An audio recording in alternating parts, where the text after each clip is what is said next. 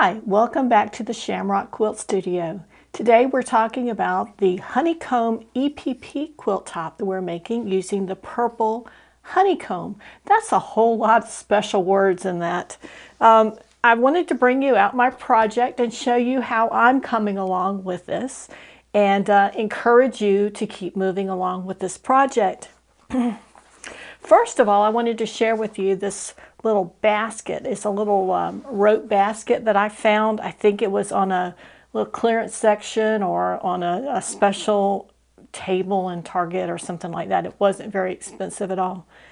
And this is where I put everything as long as it's small enough to stay in this container. It's a nice soft basket, so it's not difficult to let it sit on the sofa next to you when you're working. And it's big enough that it will hold most of your pieces. Now down in this, I've got all my supplies. A little container to hold my needles and threads. And then I have all of these pieces that have either been cut or the honeycombs have been assembled and sewn. There's my little needle right there on the top of the basket so I can find it. So I have a different assortment of things here. I've got the pieces that are cut and ready to put together right there.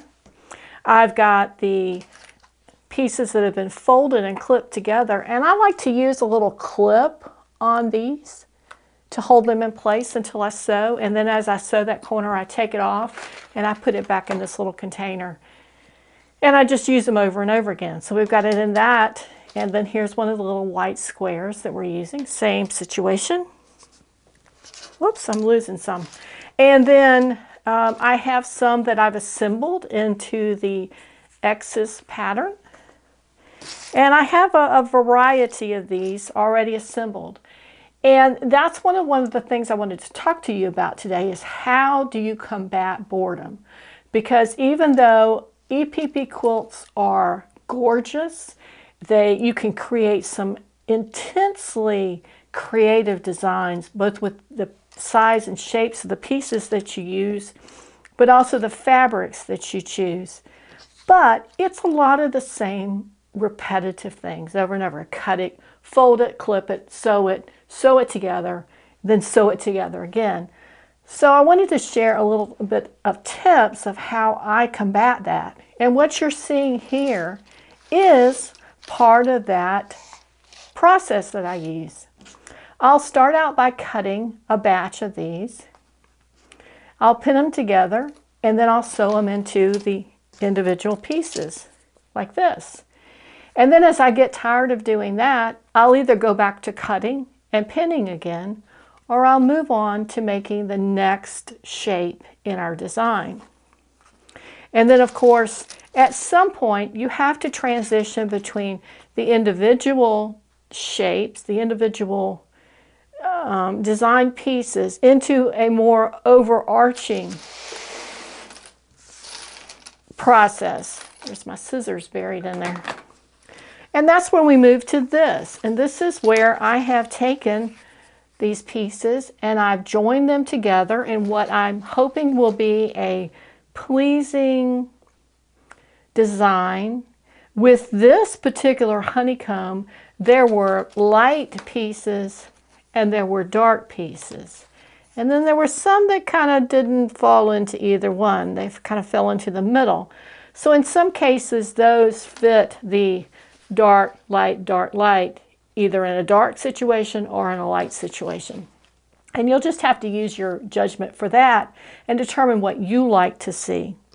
Now, I did find it interesting when I started working on this, I thought I had 8 different fabrics. But as it turned out, I had 2 fabrics that were so similar in nature that I actually have one in here where I've got 3 of one, and the 4th piece is another fabric. They are so similar, it really takes a keen eye to distinguish those. And I'm going to see if I can find those right now. And give me just a second, because like I said, it is quite a challenge. And here they are. Let's see if I can get real close for you. Can you tell the difference between those?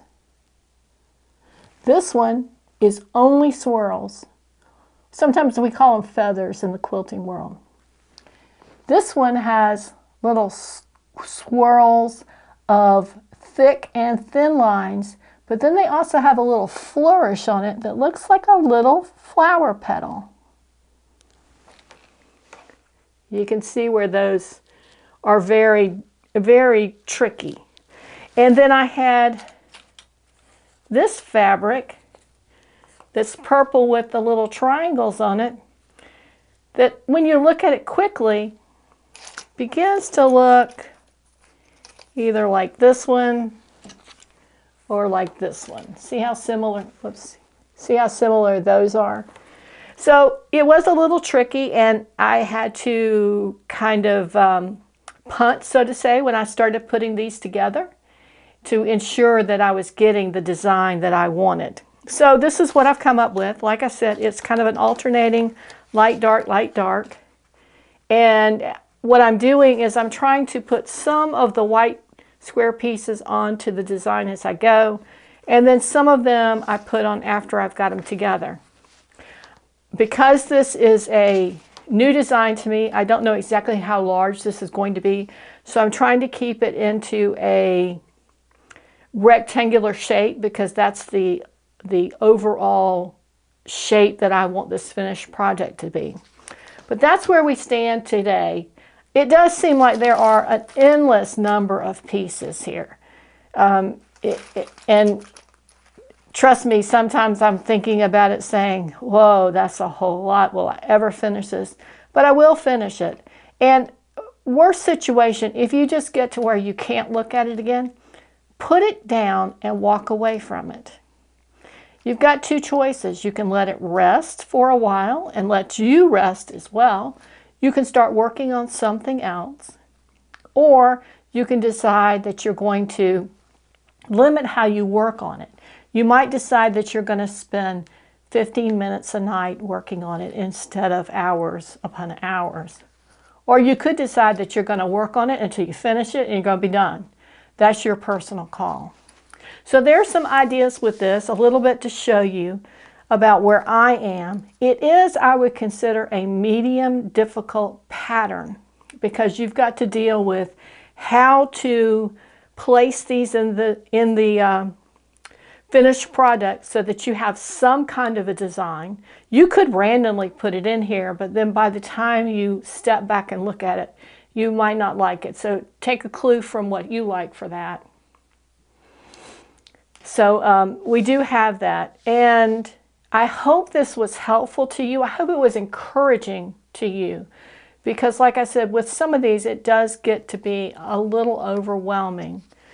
Just a little insight into my philosophy. When I'm working on something, as I've progressed through my quilting skills and my quilting experience, what I try to do is work on something that it has some aspect in it that's a little challenging.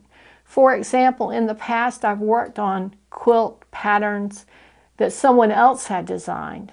And so the challenging part of that to me was, number one, being able to follow the pattern, being able to pick out fabrics that I thought would apply to that pattern appropriately and give me the desired effect that I was looking for.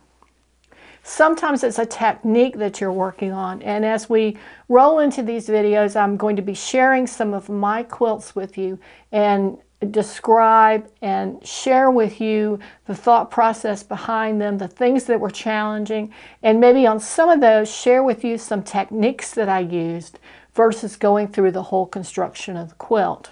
But this particular project is going to be a start to finish project, so we're going to work through it on episode after episode till we get to a point where we're finished with it and we're using it. So I hope this is helpful, like I said before, and I will see you next time. Be sure to like our video and subscribe if you'd like to follow along with this project, or if there's some part of quilting that we might be able to help you with, feel free to leave a comment and we'll try to address those in some future videos. Thank you. See you next time.